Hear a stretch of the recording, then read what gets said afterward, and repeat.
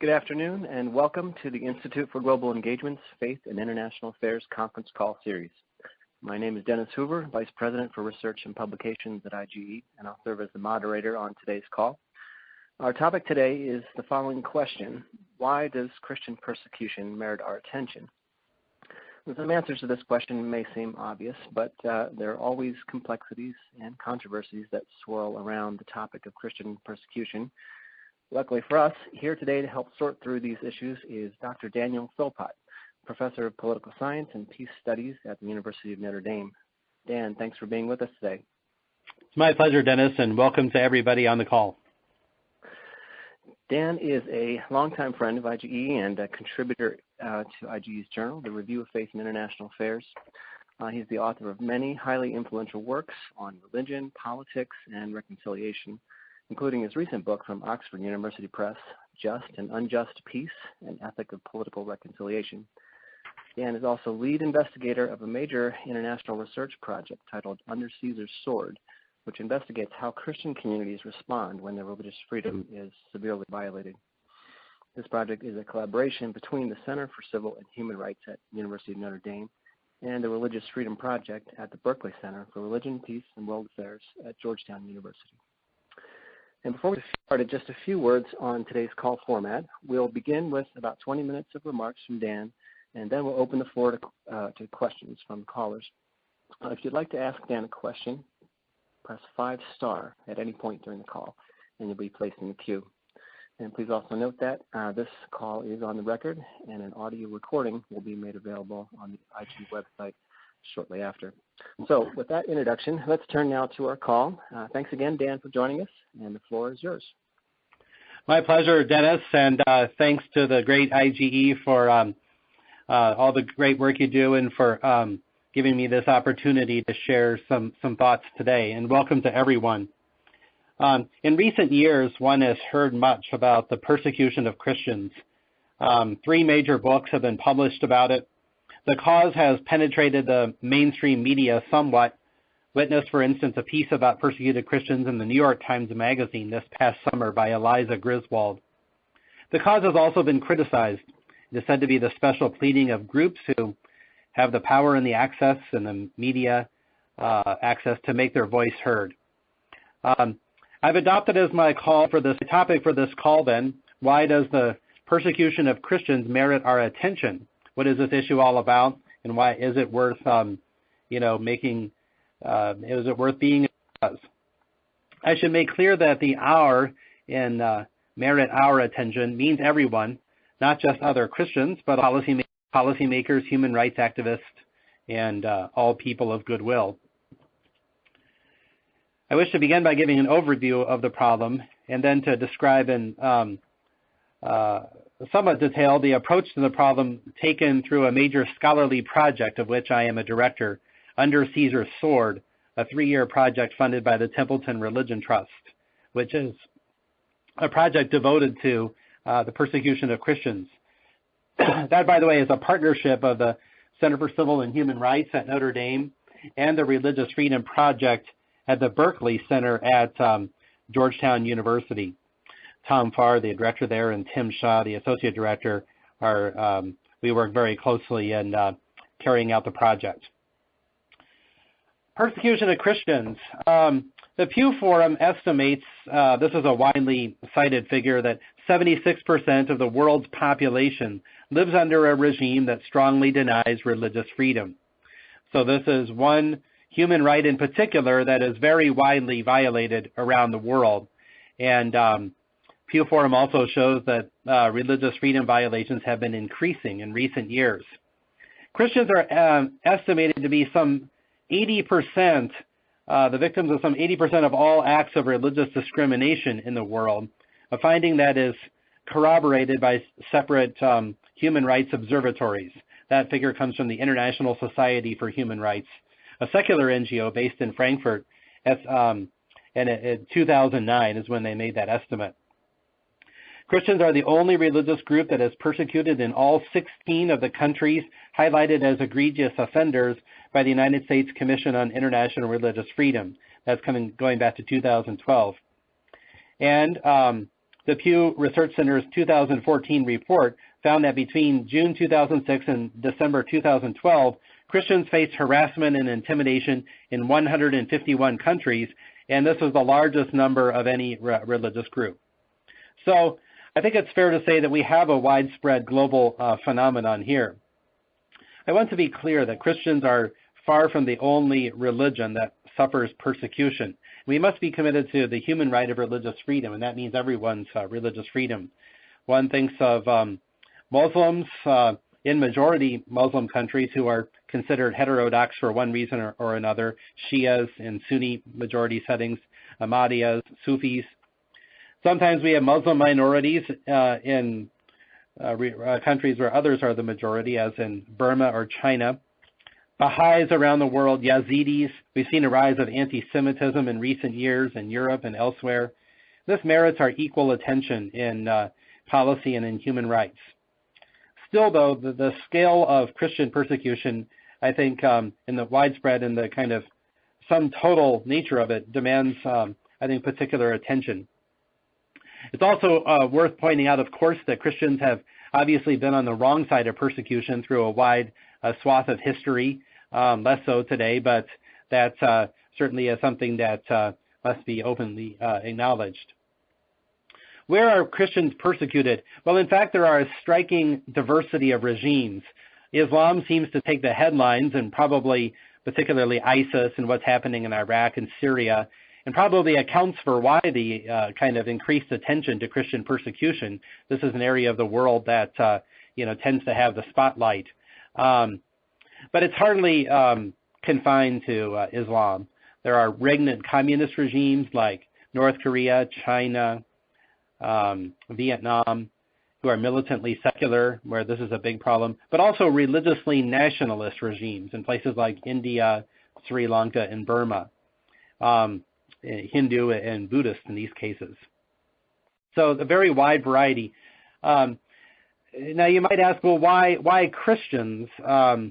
Those kinds of regimes could potentially persecute people of any faith.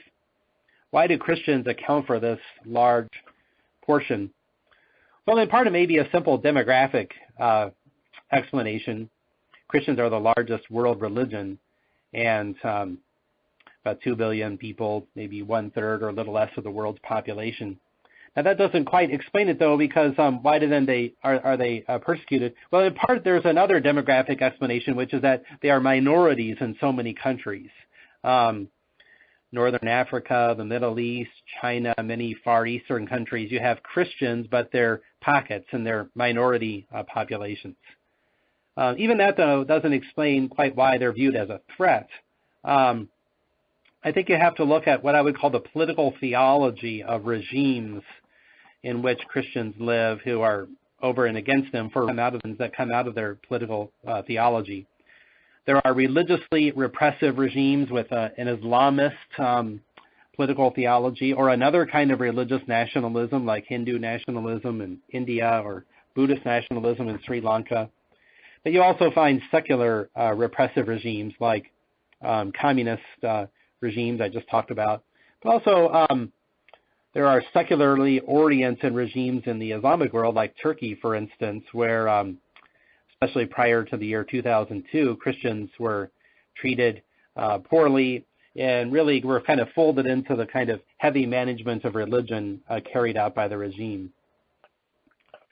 I would argue that you have this widespread persecution, but that in proportion it's inadequately recognized. There have been recent books and the Griswold piece and so forth, but I would argue that in general the phenomenon lacks adequate attention, even among groups whose natural mission is to recognize it. Georgetown's Religious Freedom Project, our partners in the project, not so long ago analyzed 323 major reports published by Human Rights Watch, one of the world's most influential human rights organizations, and looked at these reports over a 3.5-year period, and found that religious persecution of any kind was a focus in only 8, or about 2.5% of these reports, and that in fewer than half of that small number of reports focused on Christian persecution. And we think that the phenomenon merits more attention. So that's kind of a brief case for Christian persecution as something that merits our attention, I'd now like to turn to the Under Caesar's Sword project, which is an approach towards trying to address Christian persecution.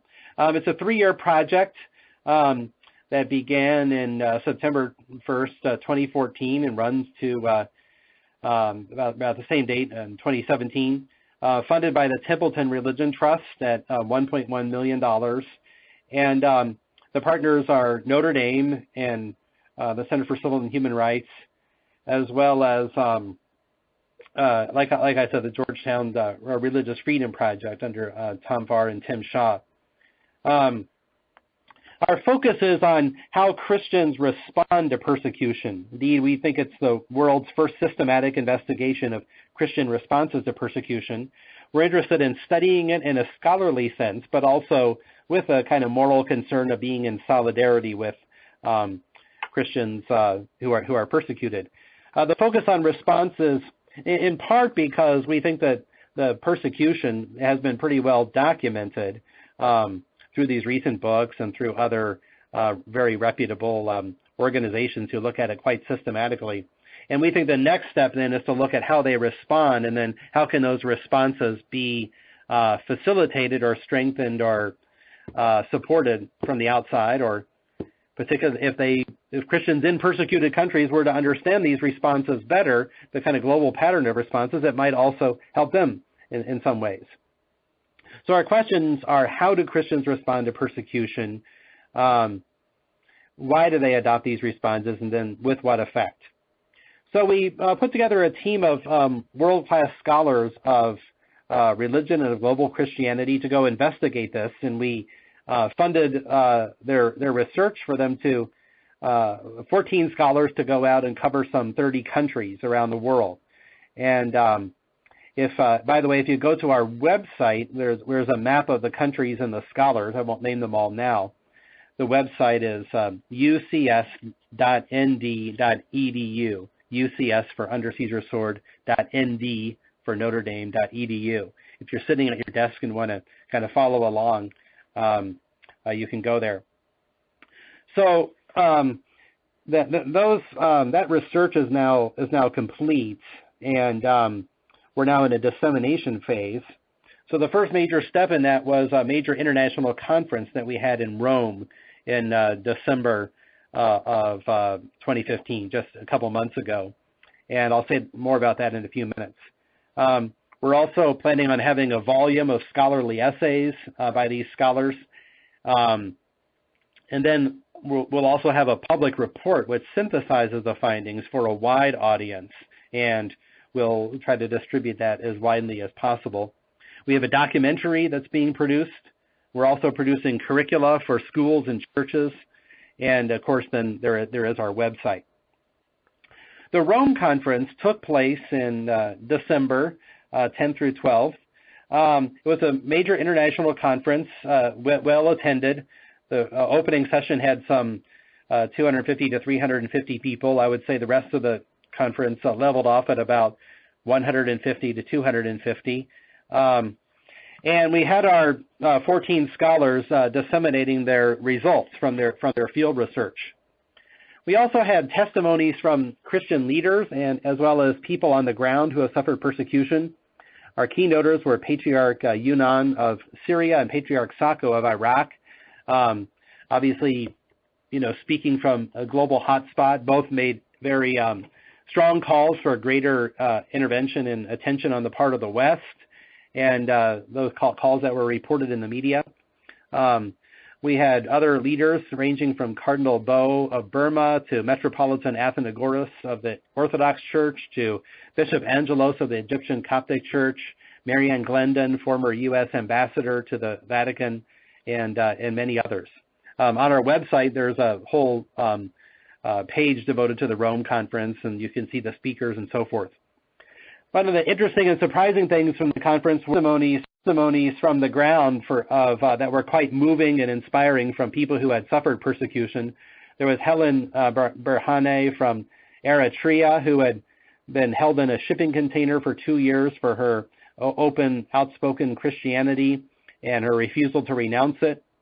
Bhatzi was Paul Pakistan, the brother of Shahbaz Bhatzi, who had been Minister of Minorities and Harmony and Minority Affairs in Pakistan, a Christian, a Catholic, who then was assassinated by a Muslim militant group.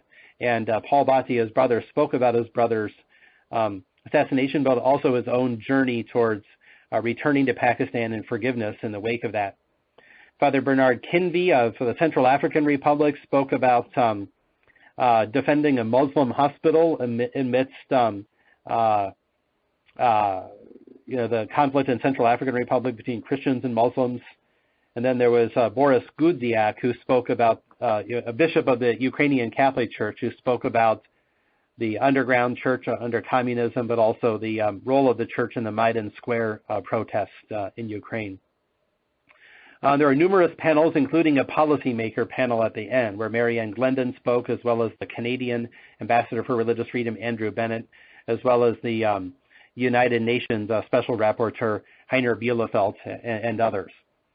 The conference got lots of media attention, and soon we will have a short video report of the conference, as well as the entire conference on video posted on our website on the Rome Conference page, where you can look at that if you like.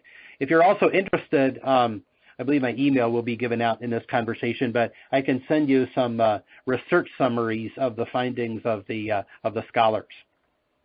So let me talk a little bit now, with the remaining time, about some of the findings. One is that the pressures that Christians face range widely in their nature and severity, and they range widely in terms of the regimes in which they occur. Caesar wields the sword of persecution in very different ways, sometimes in very overt and violent ways, sometimes in very subtle ways. And frequently in our world today, it is not Caesar wielding the sword of persecution, but non-state actors, often motivated by a religious ideology. In some cases, that ideology is Islamist. In other cases, it derives from a form of religious nationalism. In many cases, the pressures Christians face do not rise to the level of persecution. I'm thinking of Russia, as described by our scholar Kerry Kazel, or Christians in Turkey or northern Cyprus, as described by Elizabeth Padramu of Boston University. And yet the pressures they face may threaten the ability of Christians to maintain a public institutional presence in society from into the next, and even to preserve the physical history of Christianity. Indeed, the very ability to preserve any concrete historical memory of Christianity may be endangered in many cases. This is a theme made powerfully by one of our keynote speakers, Andre Riccardi, founder of the community of San Egidio. In addition, while Christians face pressures under a variety of authoritarian regimes, democracy is no guarantee of security for Christians. In several contexts, we are witnessing a dynamic in which robust democracy actually facilitates the tyranny of religious majorities, and sometimes supermajorities, in countries such as Iraq, Indonesia, Pakistan, and India. Christians also face pressures not only in Muslim majority countries, but in Christian majority countries such as Russia, Sri Lanka, Buddhist majority countries such as Sri Lanka and Burma, and Hindu majority countries such as India and Nepal. Finally, one of our scholars, Reg Reimer, reminds us that millions of Christians still live under some variant of communism, and many of these face significant restrictions, as well as sometimes outright brutality, as he described in the case of a group of evangelical lawyers in Vietnam. To this wide diversity of pressures, Christians have developed a wide diversity of responses. If the Caesars of today, whether state actors or non-state actors, wield the sword of persecution in different ways and with different degrees of severity, Christians are engaging these very different Caesars in very different kinds of ways and with very different kinds of strategies. Responses to persecution can be ranged along a continuum from reactive to proactive, depending on the level of assertiveness involved. And so we discern three categories. First, there are strategies of survival at the most reactive end. Second, there are strategies of construction in the middle. And third, there are strategies of confrontation. Let me describe these briefly. I know I only have a few minutes left, and we'll get into the conversation. In the first category, strategies of survival, Christian communities are simply trying to stay alive, usually in highly repressive circumstances. Scholars of the communities in Saudi Arabia, Egypt, Libya, the Palestine territory, for instance, describe these kinds of strategies. Iran. Flight or taking cover exemplifies the strategy well, as do what some of our scholars have called coping strategies, or strategies of endurance that are designed just to keep a repressive regime at bay and a Christian community alive and present in a society. Sometimes these strategies can include a determination to remain in situations of persecution and preserve a Christian legacy.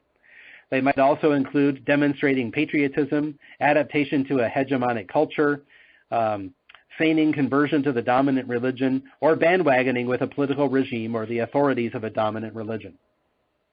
In the second category, strategies of construction, Christian communities are more assertive and proactive. They build relationships and structures that give them strength and autonomy in a repressive environment, but they do not directly confront or oppose the regime. Such strategies may well involve risk. They might include building a fresh conceptual and theological understanding of persecution, including why it is wrong or unjust, constructing a response of forgiveness and mercy, constructing dialogue and partnership with other Christian churches or members of other faiths, constructing partnerships outside the country, providing social services on the civil society level, and vigorously carrying out characteristic Christian activities like worship, education, and evangelization. In the third category, strategies of confrontation, Christian communities actively oppose the persecutors. These might include nonviolent protest, armed resistance, making public arguments against the state's policies, documenting human rights abuses, or supporting the overthrow of the regime, or intentionally accepting imprisonment or martyrdom. While confrontation strategies are the most risky and dangerous category, as a rule, they are more or less dangerous given the kind of regime involved. In democratic or semi-democratic settings, Christian communities sometimes engage in quite vigorous political argumentation, as they do in India and to a lesser but still significant degree in Pakistan and Indonesia. And we want to stress, of course, that to analyze and to differentiate these types of responses is not to imply any kind of moral or spiritual judgment. That's a different question and must always be undertaken with great humility. Now, these different ways that Christians respond to persecution are, of course, conditioned greatly by the level and severity of the persecution that they face, but not exhaustively. Often against the odds and amidst horrific opposition, Christians demonstrate a remarkable degree of intentionality, agency, and creativity in their responses to persecution. Christians under pressure are not merely mute, inert, or passive victims. In a remarkable number of cases, they have proven to be active witnesses and constructive agents of change. I look at, for instance, at Fen Gangyang, our scholar of China, a sociologist at Purdue, who looked at Chinese Christians, particularly under the most repressive period from 1966 to 1979, and found that under this common repressiveness, there were a wide variety of strategies, some involving this kind of accommodation or giving up with a regime or giving up of faith. On the other end, groups that did not do that at all and engaged in what he calls evangelization in all circumstances. He actually has a typology of 5 different responses from reactive to proactive. This was all under the same kind of fairly quite oppressive regime. Finally, I'm just a couple more minutes, and then I'll turn it over. We have talked a lot about how the beleaguered Christian communities are responding to persecution, but then how ought outsiders to respond? And outsiders could be governments, secular human rights organizations, activist organizations, churches in non-persecuted parts of the world. First, we believe that churches in the non-persecuted part of the world need to do much more to educate, be aware of, and spread the word about persecuted communities. That's part of our project's intent, and insofar as we are developing educational materials for churches and schools. Second, Christians in the religiously free world can support persecuted Christian communities directly through resources, visits, and personal connections. Often establishing a one-on-one tie with persecuted communities can be a good way of supporting them. This should always be done with guidance from the communities themselves and in cooperation with those who have worked with them over the long term. Third, we support government policies that promote religious freedom. We applaud broadly the foreign policy of religious freedom that the United States has pursued since 1998, as well as numerous other democracies who are adopting similar policies, and we call for multilateral cooperation between them. But we also call for foreign policies that do not operate merely on the high level of central government, but also work to create support for religious freedom within countries. Ambassadors Andrew Bennett and also our own Ambassador for Religious Freedom in the U.S., David Saperstein, who was also at the conference and played a major role, have pursued exactly this kind of effort. Fourth, we should work for the religious freedom of all peoples, not just Christians. This is critical not only for its own sake, but also for the very cause of defending Christians, which will accrue credibility and strength. And then finally, we should continue to build broad constituencies for supporting persecuted Christians and religious freedom in general.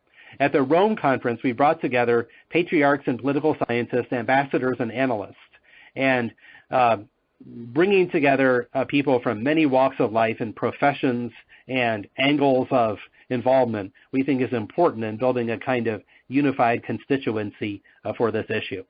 Okay, I've talked far too long, and I'm very eager to hear what the callers have to say. Thanks. Thank you, Dan. You've given us a lot to chew on, and I'm sure that our callers are now eager to join in the conversation. So we'll open the lines for questions. Just a few quick reminders about the procedures and protocol. If you would like to ask a question, you can press 5* and you'll be put in the queue. And once your turn to ask your question, our call administrator today, Lindsay Coons, will announce your name and unmute your line so that you can ask it. Your line will be placed back on mute immediately after the asking of the question. Also note that if you are already in the queue and for whatever reason have decided you no longer wish to ask your question, you can simply press 5* again and your name will be removed from the queue. And then one last note, just for the sake of all the callers, I'll ask that when you're called upon, please immediately ask your question rather than providing any lengthy commentary. So with that, Lindsay, our first question, please. Thank you, Dennis, and thank you, Dan, for that insightful opening. Our first question today comes from Blaine with Persecution Watch. Blaine, your line has been unmuted, so go ahead and ask your question, please. Thank you, Lindsay, and thank you, Dr. Philpott, for your presentation. Just a quick question regarding the figures that are being released for martyrdom. I think Christian Freedom, one of these organizations, has said that every 5 minutes someone is martyred for the Lord Jesus Christ, and they estimate that by their figures comes up to over 100,000 figures a year, but others are calling these figures into question. Would you have any comments on that as to exactly how many of those that are who call themselves Christians, how many are martyred on an annual basis or daily, just so that we can have try to wrap our minds around exactly the extent of persecution here. Thank you, sir. Yes, thank you. That's an excellent question. And of course, Christians who are martyred or killed for their faith are, a portion, but not all Christians who are persecuted. Persecution is wider than that. But it is a good question, how many lose their lives through persecution. And, just as you say, there is a lot of debate about this. One of the kind of controversial figures that comes from the scholar Todd Johnson and who works for the World Christian Encyclopedia, is an excellent demographer who has contributed enormously to our understanding of religious demography around the world. And a high-end estimate. Again, he has a very respectable argument for it. I don't think it's inflating or anything, but it comes from looking over a 10-year period of time, the first decade of the 21st century, roughly, and then making estimates about how many Christians have been killed for their faith in different parts of the world. One thing part of the reason for the large numbers, and he takes that, what he thinks is the total number during that 10-year period, and then divides it by 10, and then you get per year, per annum estimate. I think part of why it's controversial is, I should say, he gets a figure that is well exceeds 100,000. I don't have it at my fingertips, but it's a very high-end figure of well over 100,000 per year. And but he counted conflicts like the Rwandan genocide, and actually maybe the 10-year period was earlier, and as well as the conflict in Sudan, for instance, where there was very, very high death tolls, and counted Christians who had been killed in those conflicts as being killed for their faith. Others have questioned this, and it's a hard question. What does it mean to be killed for one's faith? And there could be a kind of wide understanding of that, or a much more narrower understanding of that. But others have questioned this and said that they think that he's greatly overcounting. Thomas Schirmacher, for instance, a German scholar of religious freedom, comes up with an estimate. He's very committed to the cause, but comes up with an estimate of about 7,000 per year, which is quite different. And so my own sense is to be more on the cautious side, and to count kind of on a stricter definition those who are killed for their faith in a kind of direct and intentional way. But the numbers are still very high, and it's still very widespread, no matter how you stack it up, even if you take the lower end estimates. But I'm not a deep expert on these counting controversies, but I tend to be sympathetic to the critiques of the high end estimates more with the lower end. Thanks.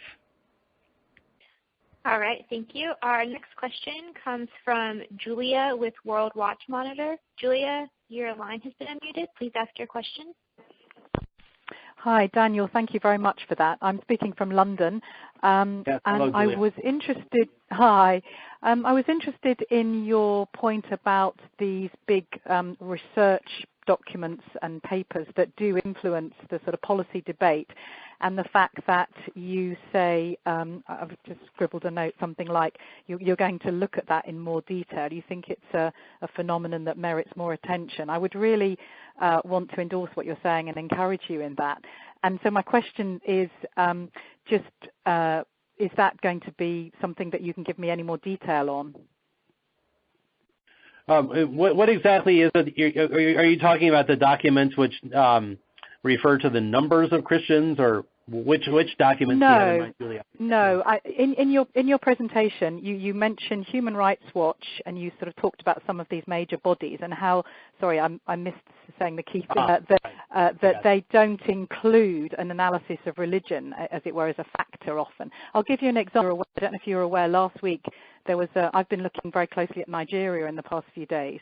And last week there was a report that came out about the treatment and sort of after effects on the women and girls who've been kidnapped and then escaped from, for instance, Boko Haram. And it was a joint publication by UNICEF with a part of the Reuters organization, and it got some media attention, certainly here in the UK. But I went through that report, and given that the majority of women and girls kidnapped by Boko Haram are actually Christian, I think something like 185 out of the 220 or so, there were 2 mentions of their faith or religion in an entire document that will affect policymakers of about 50 pages. And it was almost like religion wasn't even considered as part of the whole problem. Does that make sense? Yes. So that's why I'm encouraging you to look at it, and just wanted a little bit more detail about that, if you could give me any. Yeah, that's excellent. Yeah, the study, and this is our view. When I say our, I mean mine and then the partners at Georgetown. Our view is that this is an underreported, underappreciated phenomenon, despite the persecution of Christians globally. There have been, 3 very important books, at least in the last 5 years or so. John Allen, Rupert Short, and then one by Paul Marshall, Layla Gilbert, and Nina Shea. But how much is this recognized by the human rights community, by policymakers, by the kind of secular elite established organizations who, by their own missions, ought to be concerned in this. And we think that, as you suggest, we think that this is greatly underappreciated. the Georgetown study looked at 323 reports of Human Rights Watch. Human Rights Watch is one of the very most prestigious human rights organizations, probably the top one, maybe, if not Amnesty International, if it's either the top one or top two. So Georgetown looked at 323 reports between 2008 and mid-2011, and then found that in only 8 of these reports, or 2.5%, was religious persecution a focus, and then fewer than half that focused on Christian persecution. So we think it's an underreported phenomenon of, given the degree to which it actually takes place in the world, and given that it's a human right, it's part of the human rights documents, international protocols and conventions, that the kind of organizations that are supposed to be dedicated to human rights ought to be giving it much more attention. And as you say, they often do look at things that do involve religion, but maybe don't report the religious aspect. So there's kind of almost a lens that they're looking through that tends to filter out the religious dimension of something. And it's easy to look at. There's a temptation to look at phenomena like Boko Haram or the Arab Spring or what have you, and only see it in secular terms. But I think to miss the religious dimension is a big error, as you say. Thank you. Thank you. Our next question, unfortunately, I don't have a name identified with the caller. So if you are dialing in from 818-395-2032 and your hand is raised, your line has been unmuted, so please ask your question and identify yourself. Okay. Hi, Lindsay. This is Soraya. Greetings. Can you hear me? Yes, I can. Thank you. Okay. Thank you. And I am calling from Los Angeles. And I don't know whether to be appalled or to be relieved. I am a Muslim. I am from Sri Lanka originally, and I live in the United States. Mm-hmm. And I just feel that I'm just trying to see. I understood your you talked about surviving construction and confrontation, and even though there are much liberties guaranteed still practiced by Muslims in the United States, I see my community struggling between survival, construction, and confrontation, and I believe what we focus on the longest becomes the strongest. So there is a problem in the United States as well, where Muslims are persecuted. Not so strongly, but I'm wondering what can we do collectively, the Christians and the Muslims together, to address the persecution of Christians outside of the United States, and then persecution not so strongly as persecuted, but the challenges the Muslim community faces within the United States. Yes. Well, I think it's a great question, and I agree that I think there are some pressures upon the religious freedom and curtailment of the religious freedom of Muslims in the United States. We had the issue of the mosque in Murfreesboro, Tennessee, a few years ago, and there was a controversy over whether that was going to be built. There was citizen opposition, and or some of the statements of some of our politicians are quite hostile to Muslims, and I think Muslims are right to say that appeal to these as issues of religious freedom and religious tolerance, and call for a robust affirmation of religious freedom in their wake. I think, and of course there are Muslim minorities, both in Muslim majority countries and in Muslim majority countries around the world, who also suffer curtailments of their religious freedom. I think that the building of an interreligious coalition, both in the United States and with respect to global religious freedom, is essential. It's something that we found in our studies that in some places, when we're looking at Christian responses in our study, but in some places Christians have built bridges with Islam in ways that are powerfully reinforcing and promoting of religious freedom. I think of Nigeria and Kenya. Our scholar, Father Bob Dowd, reported Indonesia, as reported by Bob Hefner, an anthropologist at Boston University. There are other places as well where, the response is to build interreligious coalitions that are advocate for religious freedom for both religions. And I think this adds enormously to the credibility of the cause. It helps to undercut the notion that this is just one group specially pleading for itself, and speaks with a loud voice to the rest of the world. So thank you.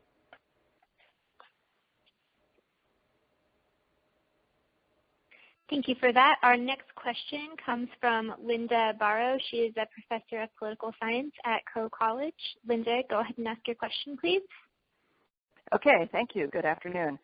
I have some questions about the 1998 International Religious Freedom Act.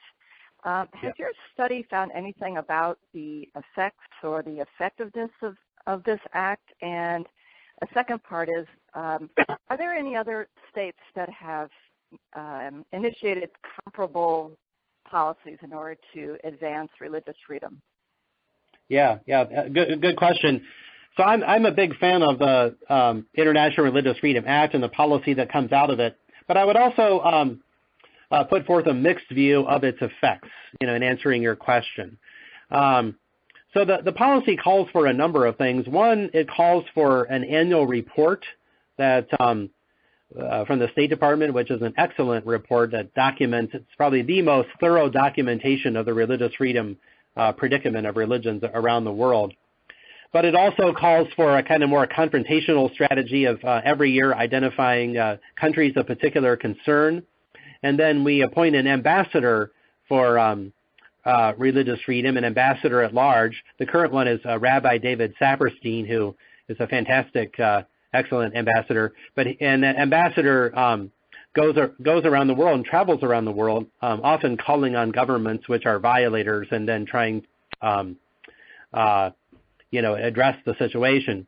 We also have an independent commission, U.S. Independent Commission on Religious Freedom, which acts in a more independent way, but also travels around the world and raises the issue and so forth.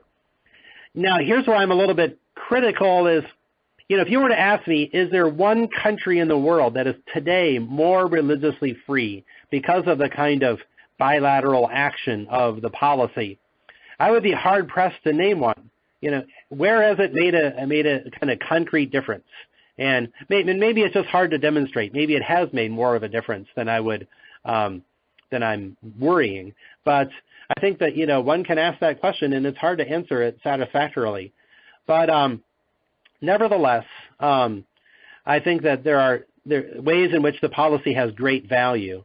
One is the report, I think, is of enormous benefit in terms of raising awareness of scholars, activists, policymakers, so that we can know what the reality is of religious persecution around the world. And it's hard to say exactly what effect that has, but it could have effects in many ways. I think of, the Eastern European dissidents under communism during the Cold War, who were enormously encouraged by the work of human rights organizations who brought attention to their plight. But we didn't know this until after the fall of the Berlin Wall. I also think that there are things that can be done. Rabbi Saperstein is doing a great job of building a kind of coalitions and constituencies for religious freedom, including transnational coalitions in the countries where there are religious freedom problems.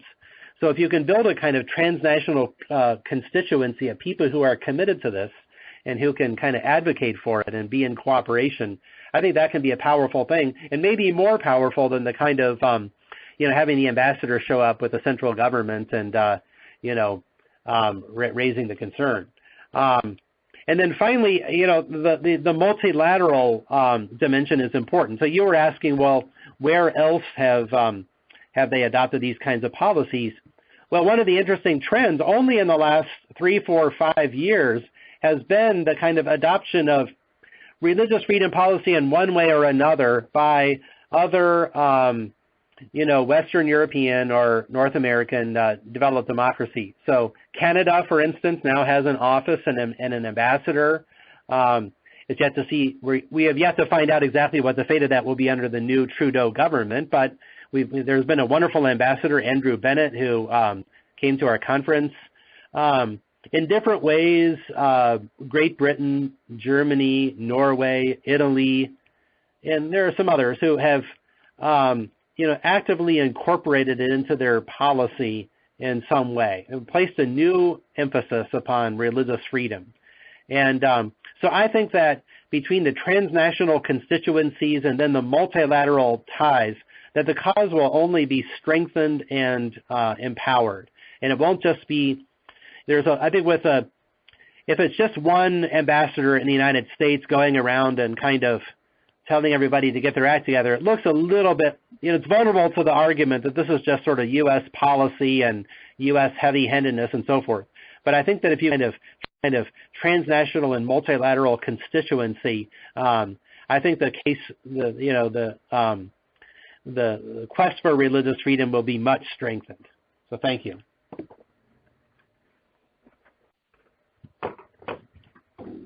Great, thank you for that. Our next question comes from Hien Zhu. Hien, you may ask your question, please.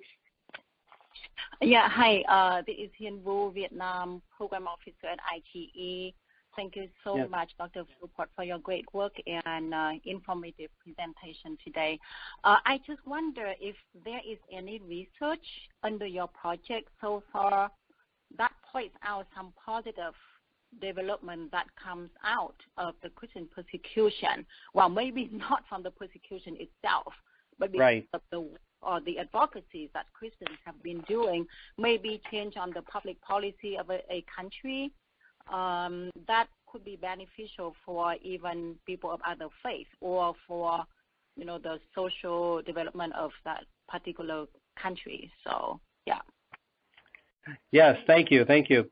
Yeah, I mean, one of the hard things that we have come across is we came across lots of examples of Christians responding to persecution in positive ways, and but often it's hard to tell exactly how much difference it's made. How much worse would they be off? Worse off would they be were it not for their strategies? It's often hard to tell, but I think that we can identify countries like India and Pakistan and Indonesia, where Christians have adopted very vigorous advocacy and public advocacy, and oftentimes have built coalitions with Muslim groups and have kind of created a sort of infrastructure of support for religious freedom through their advocacy, through their education, through their partnerships, and yeah, exactly. I mean, this is done in countries, though, where there continue to be problems. And so, one asks, well, it's often hard to tell exactly how much difference it's made. But nevertheless, I think one can make a cautious judgment that, there has been some abatement in persecution or abatement in the kind of problem as a result of this advocacy. I think in places like India, Pakistan. Our scholar of Russia, Kerry Kazel, has looked at how Christians there faced with, it's more discrimination than persecution, but one of the things they've done is to provide social services on the civil society level, and often in partnership with other, cross churches or even other religions. And they sort of make themselves kind of indispensable for providing certain services, whether that's hospitals or orphanages or what have you, and education, schools, and that gives them a kind of toehold, a kind of deposit of strength, which regimes don't want to just eradicate or what have you. And so in response to persecution, you do see lots of very constructive activities and constructive partnerships and constructive activities and sometimes constructive protest and policy interventions. And one wants to think that these have made the situation better. It's often hard to test in a strict sense, though.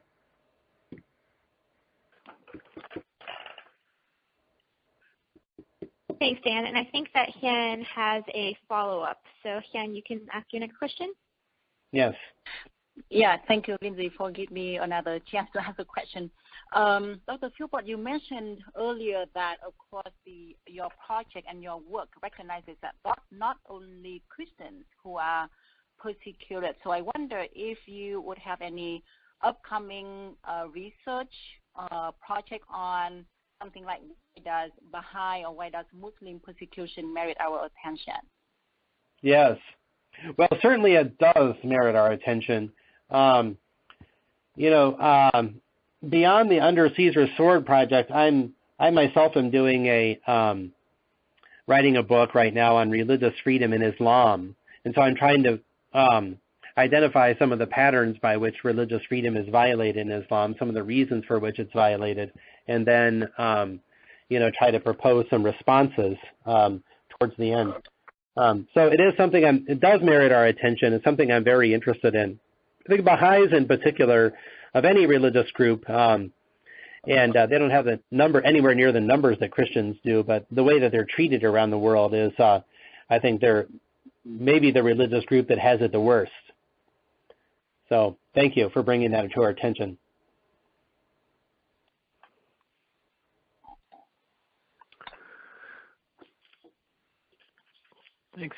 Thanks, Dan. I think we don't have any other questions in the queue, and so as moderator, I'll take a moderator's privilege and ask one myself, and that might take us to the end of our hour.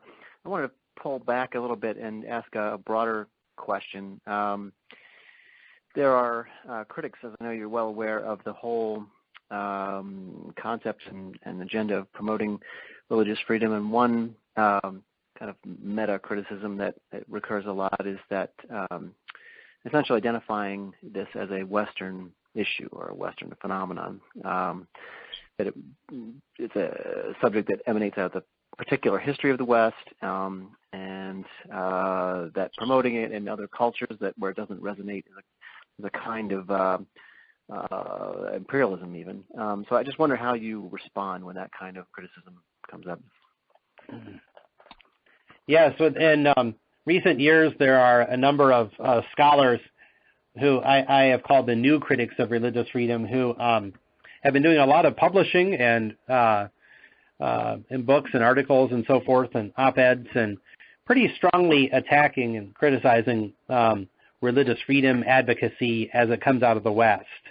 And their argument is essentially that religious freedom is a Western idea that is a result of the particular historical trajectory of the West, and that Western governments promote it in places where it makes little sense, and where in cultures which don't support it, and often do so in a very heavy-handed way that is closely related to American foreign policy and imperialist ambitions and so forth. Well, as one who believes strongly in religious freedom, I'm very eager to engage and to engage this criticism.